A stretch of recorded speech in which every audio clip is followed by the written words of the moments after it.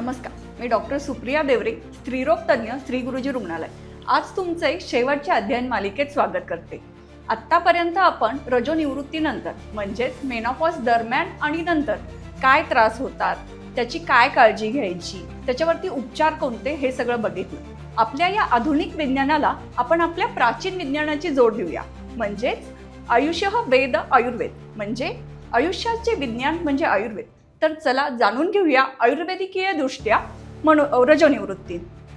यासाठी आपल्याकडे आज श्री गुरुजी रुग्णालयाच्या आयुर्वेद तज्ज्ञ उपलब्ध आहेत. मी त्यांचे स्वागत करते.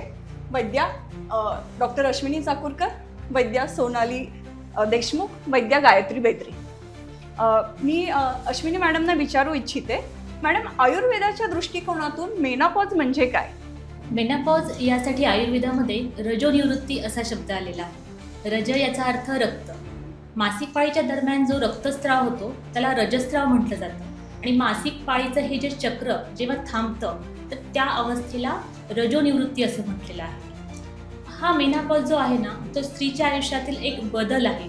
जसं आपला पाळी सुरू होताना जे बदल होतात, गर्भावस्थेत काही बदल होतात, प्रसूती पश्चात काही, प्रसूतीच्या दरम्यान काही बदल होत असतात, तसंच रजोनिवृत्ती हा सुद्धा एक बदल आहे. ती कुठल्याही प्रकारचा आजार नाही किंवा बिघाड नाही, ती एक अगदी नैसर्गिक प्रक्रिया आणि न टाळता येण्यासारखी अवस्था आहे. आयुर्वेदामध्ये वात पित्त कफ यांच्या संतुलनाला खूप महत्त्व असतं. आणि वयानुसार बाल्यावस्थेमध्ये कफाचं प्राधान्य असतं, तारुण्यावस्थेमध्ये पित्ताचं प्राधान्य असतं आणि वार्धक्यावस्थेमध्ये वाताचं प्राधान्य असतं. रजोनिवृत्ती ही तारुण्यावस्था आणि वृद्धावस्था यांच्या मधली अवस्था आहे असं म्हणता येईल. यामध्ये प्रामुख्याने वात आणि पित्त यांचं प्रकोपजन्य लक्षणं दिसून येतात, ज्याला आपण एक डिजनरेटिव्ह चेंजेस असं म्हणतात. आयुर्वेदात त्याला क्षयजन्य लक्षणं असं म्हटलं जातं. साधारण या रजोनिवृत्तीचं वय काय या संदर्भामध्ये आयुर्वेदात एक श्लोक आलेला आहे की तत् 12 वर्षे याती 50 क्षयम. म्हणजे ही पाळी साधारण वयाच्या 12व्या वर्षी सुरू होते आणि 50व्या वर्षी रजोनिवृत्ती होते असा संदर्भ आहे. पण प्रत्यक्षात आपण असं बघतो की वयाच्या 35व्या वर्षापासून ते 55व्या वर्षापर्यंत ही आपल्याला रजोनिवृत्ती दिसून येते. आता हे जे व्हेरिएशन आपल्याला आढळतं ते प्रामुख्याने एकतर अनुवंशिक असू शकतं किंवा लाईफस्टाईलनुसार सुद्धा त्याच्यामध्ये चेंजेस दिसून येतात. लाईफस्टाईल जेवढी चांगली तेवढं हे रजोनिवृत्तीचं वय आपल्याला अधिक दिसून येतं आणि एका अर्थाने ते स्त्रीच्या आयुष्यासाठी एक प्रोटेक्टिव्ह असं म्हटलं तरी हरकत नाही. आता नेमकं ही रजोनिवृत्ती जेव्हा होते त्याची लक्षणं अगदी 1-2 वर्ष आधीपासून जाणवायला लागत असतात. त्याला आपण पेरीमेनोपॉजल सिम्पटम्स असं म्हणतात. आणि रजोनिवृत्ती झाल्यानंतरही काही वेगवेगळी लक्षणं दिसून येतात, त्याला पोस्ट मेनोपॉजल लक्षणं असं म्हटलं जातं. सोनाली मॅडम, तुम्ही आम्हाला रजोनिवृत्तीपूर्वी आणि दरम्यान म्हणजे पेरीमेनोपॉजलमध्ये काय लक्षणं असतात ते सांगू शकता का? नक्कीच. आता जसं अश्विनी मॅडमनी सांगितलं की रजोनिवृत्तीची जी अवस्था आहे हे एक स्थित्यंतर आहे स्त्रीच्या शरीरात घडणारं. तर याच्यामध्ये पित्ताच्या अवस्थेपासून वाताच्या अवस्थेकडे होणारे जे बदल असतात स्त्रीच्या शरीरात हे जाणवतात. सो आयुर्वेदानुसार वाताच्या चल, वृक्ष आणि लघु या गुणांमुळे काही बदल स्त्रीच्या शरीरात जाणवायला लागतात. तर त्यातला जे वातामुळे जाणवणारे जे बदल आहेत त्याच्यामध्ये चलगुणामुळे अतिरजस्त्रावासारखी लक्षणे जाणवणे, वृक्षगुणामुळे इरिटॅबिलिटीसारखी लक्षणे जाणवणे, त्याच्याबरोबर त्वचेची रुक्षता, योनी भागाची रुक्षता, त्याचबरोबर अँझायटी, चित्तविभ्रमासारखी लक्षणे जाणवणे, झोप न येणे, त्याच्याचबरोबर पित्ताची जी लक्षणे आहेत की खूप घाम येणे, घाम अतिप्रमाणात जाणवणे, त्याचबरोबर राग वाढणे, रात्री अचानक जाग येणे, झोपेची अवस्था पूर्णपणे बिघडून जाणे, हृदयात धडधडल्यासारखी लक्षणे येणे, अशा पद्धतीची लक्षणे ही पित्तामुळे जाणवतात. त्याचबरोबर कफामुळे काही लक्षणे जाणवतात. ही प्रकृतीनुसार लक्षणे येतात, प्रत्येक स्त्रीला वेगवेगळ्या प्रकारची लक्षणे असतात. तर कफामुळे भूक मंदावणे, त्याचबरोबर शरीरात द्रवसंचिती होऊन वजन वाढण्याची लक्षणे सुद्धा या अवस्थेमध्ये आपल्याला दिसतात. याचबरोबर आपल्याला अन्य काही लक्षणे ही प्रकृतीनुसार जाणवू शकतात आणि त्या लक्षणांनुसार आपण आयुर्वेदीय उपचार घेतले पाहिजेत. गायत्री मॅडम, यावरील उपचार तुम्ही सांगू शकता का? रजोनिवृत्ती ही एक स्वाभाविक प्रक्रिया आहे. या काळात होणारे बदल नियमित सकस आहार, योग्य विश्रांती, नियमित व्यायाम केल्याने औषधांचा गरज पडणार नाही. So relax. परंतु विकृती आढळल्या तर त्यावर औषधे घेणे गरजेचं आहे.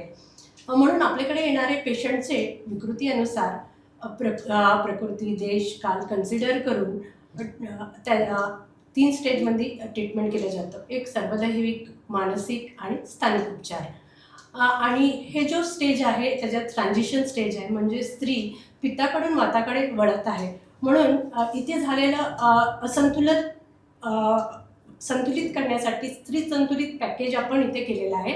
त्या अंतर्गत जसं की ह्या स्टेजमध्ये क्षीण लक्षणत्व आणि अग्निमंद्य आलेलं तर तुझं उपचारांसाठी दीपन पाचन औषधं, व्याधीहारा औषधं आणि रसायन माझीकरणासारख्या औषधं जसं अश्वगंध, शतावरी,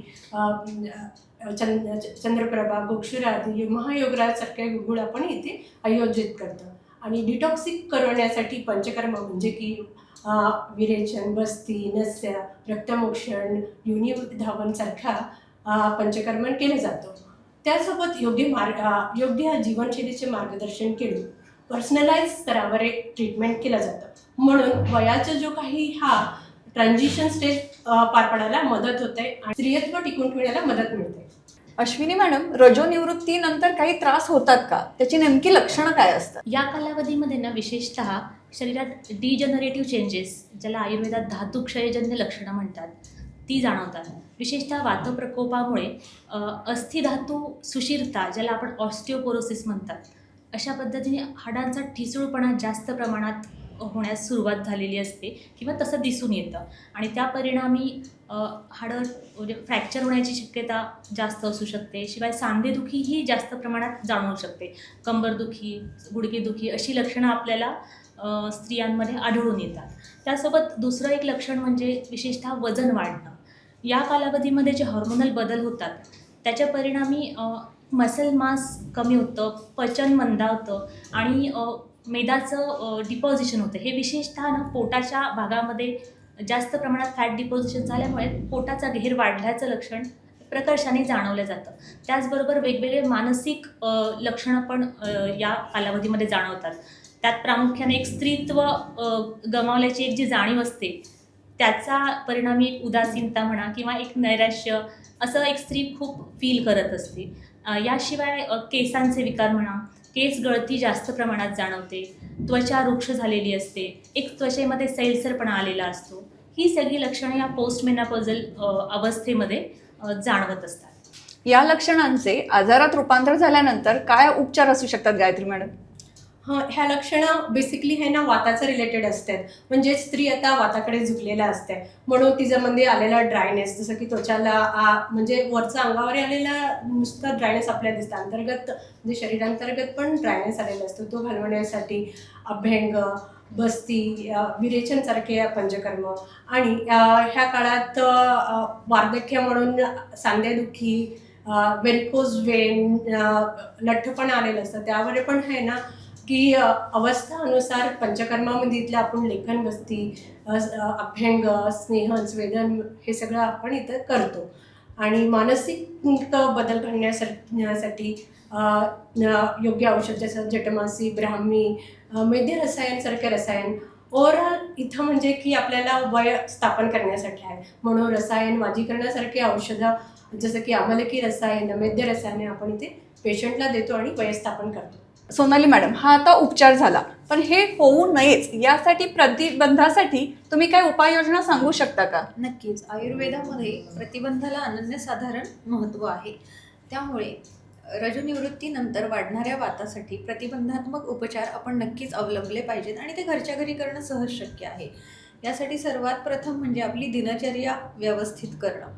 दिनचर्या व्यवस्थित करण्यामध्ये सकाळी लवकर उठणं, त्याचबरोबर शरीराला अभ्यंग करून अंघोळ करणं. अभ्यंग केल्यामुळे आपल्याला त्वचेला येणारी रुक्षता, त्याचबरोबर जे आतमध्ये वार्धक्यासाठी जी लक्षणं आपल्या शरीरामध्ये निर्माण होणार आहे, त्वचेची रुक्षता जी आहे ती अभ्यंग दररोज केल्यामुळे केस गळती, त्वचेला येणारी रुक्षता, त्याचबरोबर योनिमार्गाला येणारी रुक्षता, ह्याच्यामध्ये कमतरता आपल्याला हळूहळू दिसायला लागते. त्यामुळे अभ्यंग रोज करणं गरजेचं आहे.